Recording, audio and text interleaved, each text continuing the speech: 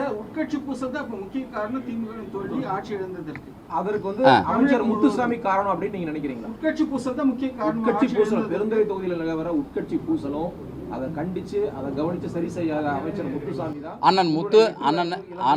அண்ணன் முத்துசாமி நினைத்திருந்தால் இந்த பெருந்துறை தொகுதியில் மட்டுமல்ல, ஈரோடு மாவட்டத்தில் 8 தொகுதிகளிலும் உட்கட்சி பூசலை முழுமையாக கட்டுப்படுத்தி ஏதாவது ஓரளவுக்கு பாதி தொகுதியிலேயாவது வெற்றி பெறக்கூடிய ஒரு வாய்ப்பை அவர் நினைத்திருந்தால் உருவாக்கியிருக்கலாம். அவர்தான் காரணம் என்று நான் சொல்வதை விட அவர் மனதார நினைத்திருந்தால் இந்த பல இடங்களில் இப்போல்லாம் நான் பார்டரில் தான் எங்களது போகுது. எங்களது ஒரு 9000 சில்லரை தான். 5000 ஓட்டு மாறி இருந்தால் ஒரு 5000 ஓட்டு மாறினா நம்ம லீடிங்கில் வந்துடுறோம். கிட்டத்தட்ட 7 ரவுண்டு நாம் லீடிங்கில் தான் வர்றோம். அப்போ அவர் வந்து எந்த அளவுக்கு அவருக்கு மனம் இருந்தது என்று எனக்கு தெரியவில்லை. நான் அவர் தான் முன்னால் நின்று தோக்கடிச்சாருங்க அப்படிங்கிறதுக்குண்டான எந்த ஆதாரமும் என்கிட்ட கிடையாது. எந்த ஆதாரம் கிடையாது. அவர் கோயிலில் போய் சாமி கும்பிடலாம், நானும் சாமி கும்பிட்றேன். அவர் மனசை அவர் நெஞ்சை தொட்டு தான் சொல்லணும். மனம் இருந்ததா மனம் இல்லையாங்கிறத அவர் தான் முடிவு பண்ணணும். யார் வேணாலும் பண்ணலாம். இன்றைக்கி தோப்புங்கடாங்க போயிட்டு நாளைக்கு இன்னொருத்தர் வருவார், இன்னொருத்தர் அங்கேருந்து பக்கத்துலேயே ஒருத்தர் உருவாவார். அவருக்கு இது நீங்கள் அது கட்சிக்கு நல்லதா இல்லையாங்கிறத அவர் தான் கணக்கு பார்த்துக்கணும். அது இந்த கட்சியில் ஒருத்தர் நீங்கள் ஒருத்தருக்கு பொறுப்பு கொடுக்குறீங்கன்னா மக்களுடைய சர்வீஸ் எப்படி இருக்குது? நீங்கள் மக்கள் சர்வீஸ் பண்ணித்தான் கட்சி வளர்த்த முடியும். மக்கள் சர்வீஸ் பண்ணாமல் நீங்கள் கட்சி வளர்த்த முடியாது. 5 ஆண்டு காலம் கட்சிக்காரருக்கு நாங்கள் எதுவுமே செஞ்சு கொடுக்க முடியல. மாவட்ட செயலாளர்னு பேர். ஆனால் ஒரு அதிகாரியோட நாங்கள் சொன்னால் கேட்க மாட்டாங்க. ஒரு அதிகாரியோட நான் சொன்னதில்லை, மனம் விட்டு சொல்லுகிறேன். ஒரு அதிகாரியோட நாங்கள் சொன்னால் பியூன் கூட கேட்க மாட்டாங்க. ஒரு கவர்மெண்ட்டில் தகுதி இருந்து கூட திமுக தொண்டர்களுக்கு ஒரு வேலை வாய்ப்பு பெற முடியவில்லை. அது திமுக தொண்டன்கிறதுனால இருந்த பாவமே என்னன்னு தெரியல. ஒரு தொண்டனுக்கு கூட அங்கே வேலை வாய்ப்பை நான் பெற முடியவில்லை. இந்த இயக்கத்திற்காக உழைத்த ஏழை தாழ்த்தப்பட்ட மக்கள் எத்தனையோ பேர், தன்னுடைய கணவன் எங்கேயோ டாஸ்மார்க்கில் வேலையில் இருக்கார், 50 தினம் 100 கிலோமீட்டருக்கு போய் வேலை பார்த்துட்டு வரார்.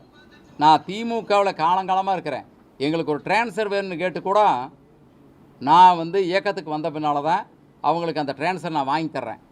இப்படிப்பட்ட கீழே இருக்கிற தொண்டர்களுடைய மனநிலையும் நீங்கள் தெரிந்து கொள்ள வேண்டும். நிர்வாகிகள் என்ன வேணாலும் சொல்லுவாங்க. நீங்கள் நிர்வாகிகள் யார் வேணாலும் போய் என்ன வேணாலும் நீங்கள் கருத்து சொல்லுவாங்க. தொண்டர்களை அழைத்து கருத்து கேட்பது மட்டும்தான். கடந்த காலத்தில் நீங்கள் நான் ஏற்கனவே இருந்த இயக்கத்தில் அம்மா அவர்கள் 2 முறை தோல்வியுற்ற பொழுது கிளை செயலாளர் கூப்பிட்டு தான் கருத்து கேட்டாங்க.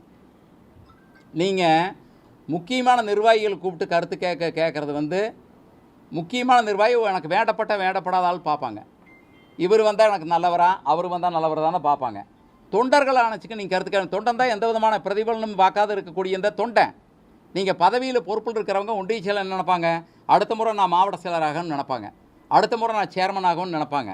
அப்போ அவர் எல்லாத்தையும் பேலன்ஸ் பண்ணி அவங்க அப்படி ஒரு நிலையாக எடுக்கக்கூடிய நிர்வாகிகளை கருத்து கேட்குறது என்பது, அதை விட இந்த கட்சி நாம் ஒவ்வொரு இடத்துலையும் நீங்கள் அதாவது வெற்றி வாய்ப்பு இழக்கிறது என்பது எல்லா கட்சிக்கும் சகஜம். எம்ஜிஆரை கூட கட்சி விட்டு நீக்கினாங்க. இது கட்சி விட்டு நீக்கிறதெல்லாம் ஒரு பெரிய சமாச்சாரம் கிடையாது. அதெல்லாம் இப்போ மக்கள் திலகம் புரட்சித் தலைவர் கூட அதை நீக்கினாங்க. அதில் எல்லாம் மாற்றுக்கிறது இல்லை. அது அதுக்கு தலைமை எடுக்கக்கூடிய முடிவு. இது நான் ஒன்றும் அதில் கருத்து சொல்கிறதில்ல.